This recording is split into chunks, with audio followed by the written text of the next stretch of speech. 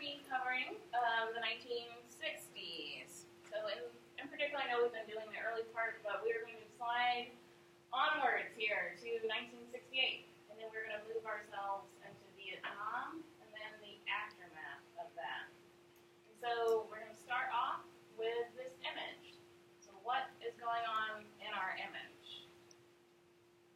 All right, yeah, no, so there are posters. This is good. Yeah, and so can anyone say that one? Okay, yep, so hey, LBJ, how many kids did you kill today? Okay, so yeah, we're starting off hard, but this is American protest, right?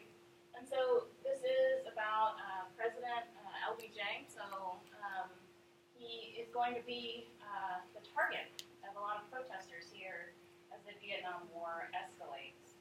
And so we have protesters in the streets, and unfortunately, that means for America a world of chaos.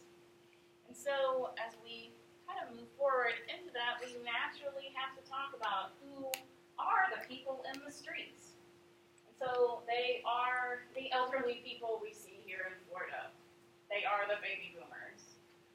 So these are the folks that you run into on the interstate going too slow or perhaps too fast, and who are at the deli counter for way too long. They are our baby boom from World War II. So I know that was a couple weeks ago, but so a reminder, World War II occurs 1941 to 1945.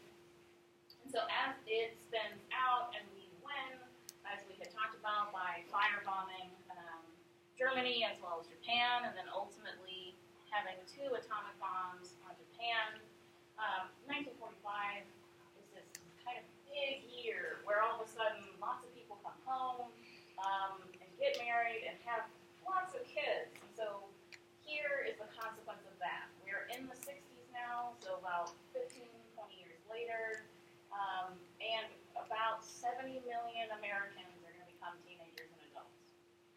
Our population is really quite small at this time, so this is a huge influx of youth, which is why sometimes scholars refer to this as the age of youth. Okay?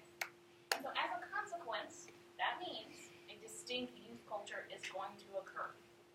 And so as it comes out, we live right now in a world of diversity and progress, but this is a world that's trying to deal with the old adages, the old traditions of America.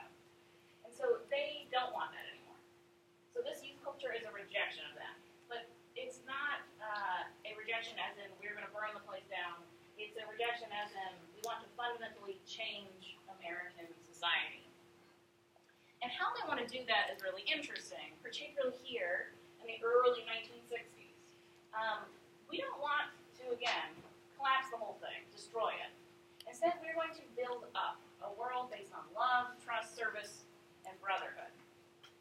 And so a nice way to really think about this is right here, which is the 1960s start light and happy. They're going to end countercultural.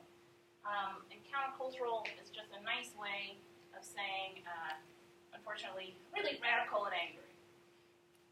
And so, as a reminder, a lot is going on in this time period.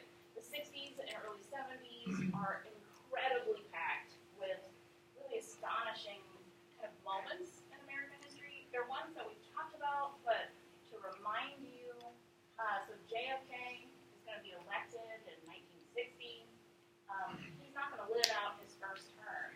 He's going to be assassinated in 1963. LBJ is his vice president. He's going to become the president, taking over after JFK is assassinated. And then he's going to get reelected.